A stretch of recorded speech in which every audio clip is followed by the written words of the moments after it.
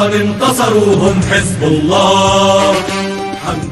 Le libéralisme produit aujourd'hui beaucoup de dégâts parce que nous sommes dans une phase de libéralisme capitalisme financier qui est essentiellement parasitaire, qui fonctionne beaucoup plus sur la destruction d'entreprises et la destruction de valeur ajoutée que sur la construction et la production de valeur ajoutée. C'est-à-dire que c'est là où j'invite à être un peu sérieux quand on parle d'économie libérale, c'est que le libéralisme économique est un processus qui se transforme pour se survivre au fur et à mesure. Et on peut faire totalement l'apologie de la réussite et de l'efficacité du libéralisme entrepreneurial, dans ce qu'on appelle le capitalisme concurrentiel libéral, de l'ingénieur avec un chevalier d'industrie qui dépose un brevet et qui invente le moteur à explosion, etc. Et là, effectivement, c'est incontestable. Mais aujourd'hui, nous avons un capitalisme prédateur, destructeur, de fonds de pension, fondé sur une monnaie de singe qui s'appelle le dollar, qui n'a pratiquement plus d'autre valeur que d'être accolé encore pour quelques temps au pétrole saoudien. Je veux dire, nous sommes dans une période où les économistes libéraux eux-mêmes crient que la dérive de la logique libérale est en train de contredire totalement les fondements de l'économie libérale. Un économiste peut le démontrer assez facilement. C'est-à-dire qu'elle nie ceux qui se prétendent libéraux aujourd'hui nient tous les fondements du libéralisme, en gros. Et surtout qu'on va à la catastrophe. On y va grandement, et donc il n'est pas question de faire une attaque en règle ou une défense en règle du libéralisme en tant qu'essence transhistorique, mais de montrer que ce qui a marché à un moment donné ne marche plus, de même qu'on peut dire qu'on peut le défendre. Excusez-moi, mais si le libéralisme économique ne fonctionne plus, c'est parce que ce n'est plus un libéralisme économique. On dit la même chose. Par contre, les Chinois nous montrent en appliquant une politique du gouvernement chinois, en appliquant une politique économique très libérale, puisqu'en Chine, c'est Deng Xiaoping qui a dit c'est piloté par un enrichissez-vous, enrichissez-vous. Non, mais attendez, là, ça veut dire que le capitalisme d'État arrive à triompher, d'abord parce que la Chine s'est extraite de la domination impériale, on appelle la condition du décollage, c'est-à-dire échapper à l'économie d'échelle et à la division internationale du travail. Après avoir fait un décollage d'économie planifiée, intégrale, elle a pu créer les conditions du libéralisme, ce virage qu'a loupé l'URSS sous Brejnev, et qu'aujourd'hui, si la Chine est aussi puissante, c'est qu'il est resté à la tête de la Chine, non pas des capitalistes individuels avec des logiques à court terme, mais un appareil d'État formé de fonctionnaires qui correspond exactement à ce que Poutine est en train de faire en Russie, où il est en train de redresser la Russie grâce au cadre du KGB. Et ce qui veut dire qu'on peut faire aujourd'hui du libéralisme d'État de type colbertiste, ce que faisait d'ailleurs De Gaulle dans les années 60, c'est-à-dire laisser faire à l'économie libérale ce qu'elle sait faire, mais que ce soit quand même sous contrôle d'une instance supérieure qui s'appelle la vision globale et à long terme d'un État, avec des projets, des objectifs, et ce qu'on appelait dans le temps l'économie mixte, et qui a fonctionné aux États-Unis après le grand krach de 29 avec la relance keynésienne. Donc en réalité, il n'y a pas d'opposition doctrinale entre libéral et antilibéral.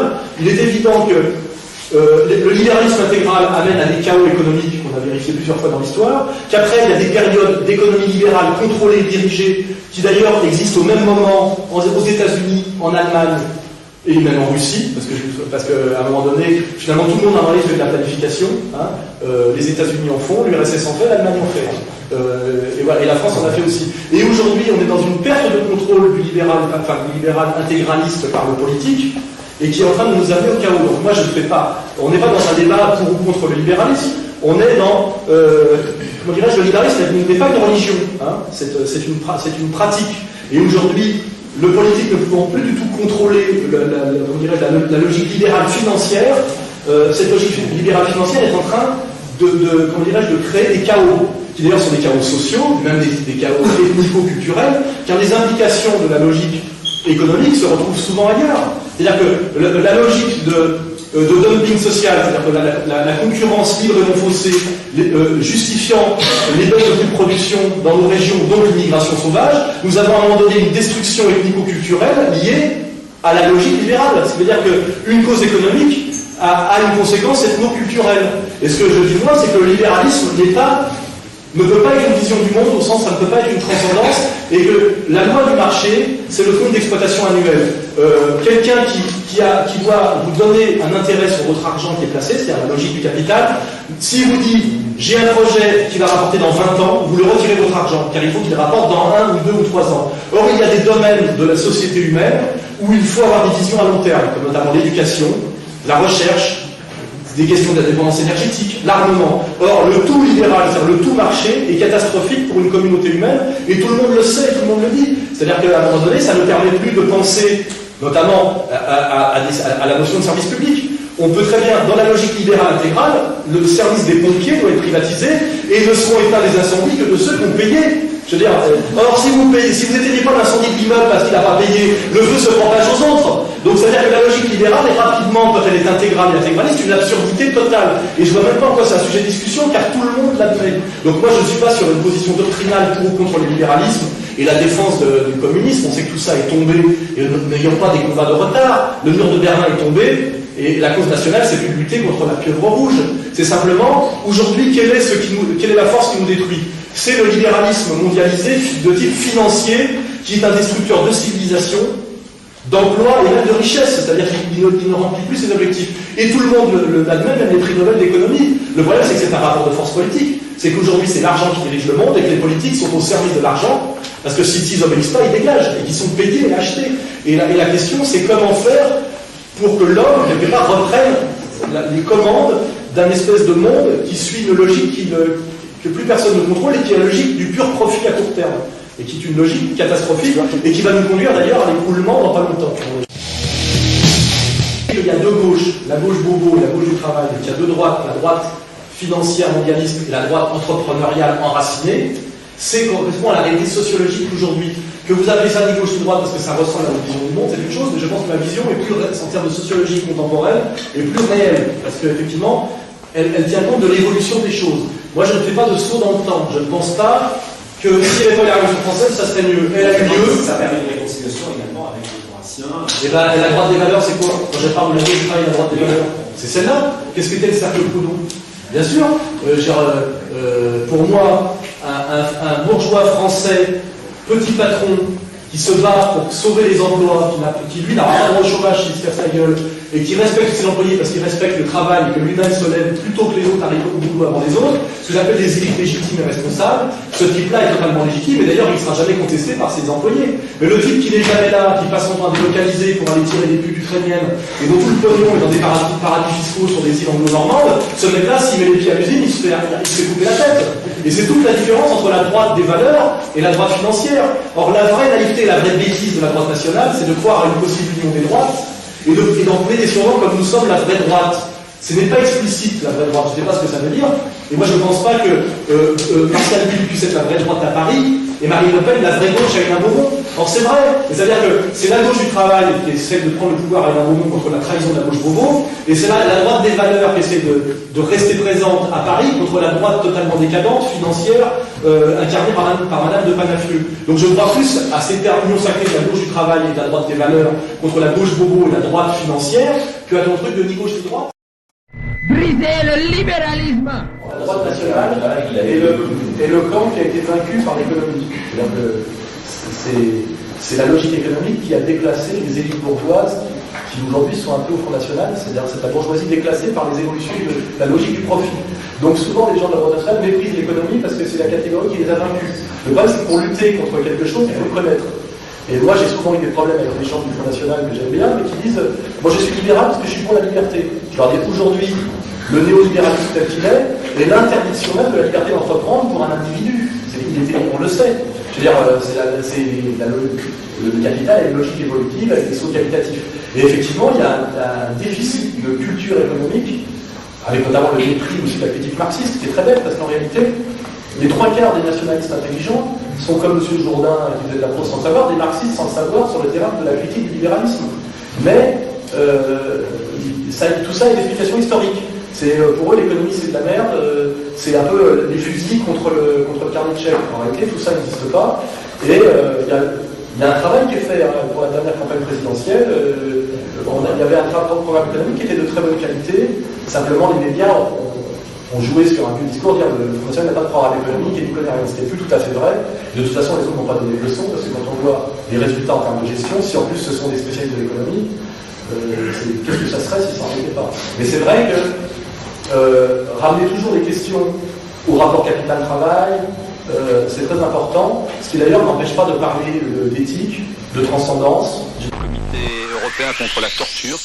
Dans un monde aujourd'hui, à l'américaine, où la démocratie est totalement orwellienne, c'est-à-dire qu'elle nous permet le choix entre le même et le même. C'est-à-dire entre une bonne femme qui s'est fait un peu refaire la gueule et les nichons avant l'émission, parce qu'il faut voir qu'on est complètement dans le people, et un type qui change de... Effectivement, pour une femme plus jeune, au moment où il arrive, une chanteuse bobo, et moi j'ai écrit dans un texte que vous pouvez retrouver sur le site Égalité et Réconciliation, que le mariage de Carla Bruni de Sarkozy, c'est le symbole absolu de la collusion, jusque par les voies génitales, jusque par le mariage, jusque par le corps, de la gauche bobo et de la droite financière. Ils sont aujourd'hui totalement mariés. Ce que je vous racontais sur l'histoire du libéralisme libertaire avec Cohn-Bendit, qui n'était pas très lisible, parce qu'à l'époque, les gens de la droite nationale pensaient que les 68 avaient été un coup, une tentative de révolution bolchevique, alors que c'était la liquidation du Parti communiste français et de ce qui restait de maurassien dans la tradition gaulienne, c'est-à-dire le colbertisme nationaliste. Voilà. Hein, donc, ce qui n'était pas toujours compréhensible à l'époque, où des gens comme moi le théorisaient, c'est-à-dire le rôle du libéralisme libertaire qui avait détruit à la fois la gauche du travail et la droite des valeurs, aujourd'hui c'est accompli à un point que Sarkozy, qui se prétend le chef de la droite, et en plus d'une certaine droite des valeurs de civilisation et sécuritaire, épouse en juste noces la princesse des bobos, qui s'est tapé le chanteur de groupe Téléphone, Mick Jagger, le père et le fils Beethoven. Enfin, je veux dire, si vous n'avez pas compris avec tous ces signes concrets et objectifs où on en était, et qu'aujourd'hui on est dans un monde, dans un empire bobo-libéral, ou trotsko-libéral, Besançon fait partie de la fête. Hein. D'ailleurs, Cohn-Bendit s'est félicité publiquement du mariage de Sarkozy, parce que pour eux c'est la réconciliation de la gauche et de la droite, ou n'importe quoi, et que face à ce monde bobo-libéral, la seule résistance possible, si on veut être dans le sérieux, c'est l'union sacrée de la gauche du travail et de la droite des valeurs. Et j'ai démontré que la gauche du travail et la droite des valeurs, c'était les électeurs du Front. Car qui est-ce qui vote pour le Front? Les anciens ouvriers communistes qui ont été trahis par la dérive bobo du PC, et qui sont sur des valeurs assez saines, production français, travail, etc. Et la droite des valeurs, c'est-à-dire une certaine droite morale, c'est ce que j'appelle les élites légitimes, les entrepreneurs, les patrons de PME, de PMI, les artisans, qui ont été trahis par la droite financière qui les tue. Car aujourd'hui, le MEDEF est le pire ennemi de l'entrepreneur. On le sait si on maîtrise l'économie libérale. Hein, voilà. Et ça, c'est la vraie doctrine, la doctrine de résistance. Et elle est transcourante, elle est complexe, et tous nos ennemis, notamment les vigilants, leur boulot, c'est d'empêcher que cette union. On l'a bien vu lorsqu'il y a eu les manifs du non au mini-traité. Il y avait un jour le nom de gauche qui défilait, et le lendemain le nom de droite. Et d'ailleurs, plus les gens de gauche que les gens de droite interdisent que ces gens-là défilent ensemble. Or, si nous n'additionnons pas ces deux masses, le saut qualitatif, la restrictif n'est jamais atteint. Et c'est là où le système est génial. C'est qu'il y a un Besançon qui dit non à l'Europe, mais jamais non à l'Europe avec le non à l'Europe de Jean-Marie Le Pen, ne produit aucune résistance effective. C'est-à-dire que c'est purement du théâtre. Et le système le paye pour ça. Le jour où Besançon dit on va marcher avec Soral car nous avons les mêmes ennemis et nous sommes d'accord sur les mêmes fondamentaux, ce jour-là il subit les mêmes problèmes que moi. Le franco-maghrébin qui a fait Bac plus 6, hein, et qui a envie de trouver du travail et d'avoir une vie de français épanoui, d'être confondu avec une racaille et un dealer, ça n'intéresse pas non plus. C'est le système qui nous a collé ces stéréotypes dans lesquels vous tombez un peu aussi, parce qu'il faut faire un gros travail pour détricoter la doxa. C'est que je crois qu'aujourd'hui, les Français d'origine immigrée ont parfaitement compris que l'immigration massive et intégrale était une catastrophe pour eux aussi, et que pour qu'ils puissent enfin devenir des citoyens, non pas sur le plan formel, mais sur le plan réel, pleinement accomplis chez nous, il faut absolument que l'immigration s'arrête. Moi j'arrive avec le métissage comme aventure individuelle. Le problème c'est le métissage comme projet intégral et intégriste, en disant le métissage c'est bien. Tout en d'ailleurs parlant de l'idéologie de la différence en même temps. Excusez-moi, le métissage, c'est la destruction des différences. Hein. Donc moi le problème c'est la sensibilité identitaire totalement légitime, parce qu'on peut être très inquiet aujourd'hui, comme dirais-je, d'une migration exponentielle, d'une mutation de la France en tant que pays culturel et ethnique qui s'est plus accéléré que dans toute son histoire, donc ça c'est totalement légitime. Et puis après il y a les identitaires comme groupe politique constitué avec un projet, qui est d'ailleurs un projet étrange, qui est de systématiquement s'opposer à la droite nationale. C'est-à-dire qu'ils mènent un combat interne, parce que c'est souvent le problème un peu de ce qu'on appelle l'extrême droite, c'est que ces gens-là ne luttent pas contre le système, ils luttent entre eux. On a un peu la même chose chez les trotskistes. C'est-à-dire que la sensibilité identitaire est légitime, totalement. Les identitaires ont capté cette sensibilité, mais sont quand même dans une logique de lutter contre le Front National, on le voit au niveau électoral. Ils sont d'ailleurs, ils prétendent être dans le combat national, mais ils sont antinationalistes, c'est quand même un petit peu un problème. Et puis surtout, là j'ai un problème personnel, c'est qu'ils disent oui, Soral finalement c'est un cosmopolite, il me compare à Attali, c'est-à-dire qu'il y a des ordres de la mauvaise foi, ou alors il y a un problème de neurones. Et moi, ce qui m'embête, c'est que le jeu n'est pas un combat entre les identitaires, et égalité et réconciliation, par exemple. Moi, je serais plus républicain et eux seraient plus, je ne sais pas ce qu'on peut dire, je ne sais pas ce que c'est l'alternative républicain d'ailleurs, en faisant croire que nous, on serait des assimilationnistes et même immigrationnistes, et eux seraient des racialistes, c'est pas le cas, je ne sais pas si c'est pas le cas, mais c'est. En réalité, il y a le système aujourd'hui dominant qui est libéral, mondialiste, libertaire, métisseur, c'est ce que j'appelle le bobo-libéralisme, et puis ceux qui résistent à ce que j'appelle l'Empire. Et dans les résistances à l'Empire, il y a des sensibilités. Intéressant dans l'histoire est un type qui dit nous arrêtons, nous avons échoué, nous arrêtons. Alors que ce qui est marrant, c'est que les Russes ont fait ce que les Américains ne sont pas tout à fait en train de faire, ils ont mis eux-mêmes la clé sous la porte. Et d'ailleurs, pour l'Empire américain, les gens appellent ça l'espoir de l'atterrissage en douceur. C'est que l'Empire américain accepte aussi, à un moment donné, qu'il a, comment dirais-je, que sa mission prophétique et historique arrive en bout de course, c'est-à-dire les chevaliers d'un espèce de libéralisme mystique, et qu'ils arrêteront d'eux-mêmes, et qu'ils avoueront d'eux-mêmes qu'ils n'ont plus les moyens. Mais en réalité, c'est pas ce qui se passe en ce moment, puisqu'on a quand même les néoconservateurs qui ont décidé que s'ils n'avaient plus les moyens par l'économie, ils pouvaient encore le faire par la bombe à l'uranium appauvri. Et ce qui est intéressant pour les gens notamment qui viennent de la droite nationale, c'est que finalement le danger, on nous disait que c'était les rouges qui allaient nous envahir, ils ont eux-mêmes arrêté, alors que soi-disant le monde libre, etc., nous écrase assez copieusement, car les Américains ne sont pas, comme dirait, nos amis, au sens où le rôle qu'ils nous permettent de jouer dans leur monde est un rôle de vassal. Et là, je demande à ceux qui viennent de la droite nationale la plus dure, c'est de voir que ce qu'on dit aujourd'hui sur l'islam, c'est un peu ce qu'on disait hier sur le danger communiste. Hein. C'est un peu le même genre de délire. Ça ne veut pas dire que ça part de rien, mais il y a le même genre de construction délirante. Et j'entends des gens aujourd'hui qui disent exactement sur les musulmans ce qu'ils disaient sur les communistes il y a 20 ans. C'est un peu des extraterrestres, ils ne sont pas comme nous, ils ont un projet. Et d'ailleurs, certains disent aujourd'hui sur les musulmans, je pense notamment à Guillaume Fay, ce qu'ils disaient sur les juifs il y a 20 ans. C'est marrant, c'est strictement le même discours. Le double langage, une éthique de la domination, un projet millénaire. Et moi, j'invite simplement qu'on soit sérieux avec tous les sujets. Je ne veux pas être dans le délire. Hein. Je ne dis pas les gens qui pensent que je suis l'ami du musulman, c'est pas vrai. J'estime qu'on doit traiter cette question-là avec le même sérieux sociologique que les autres. Et aujourd'hui, je vois des gens qui se disent de la gauche sociologique et raisonnable tenir des discours délirants sur l'islam. Et je vois Charlie Hebdo qui est exactement sur la même ligne que les néoconservateurs américains, ce que je trouve scandaleux, honteux et scandaleux, dégueulasse et dangereux. Voilà.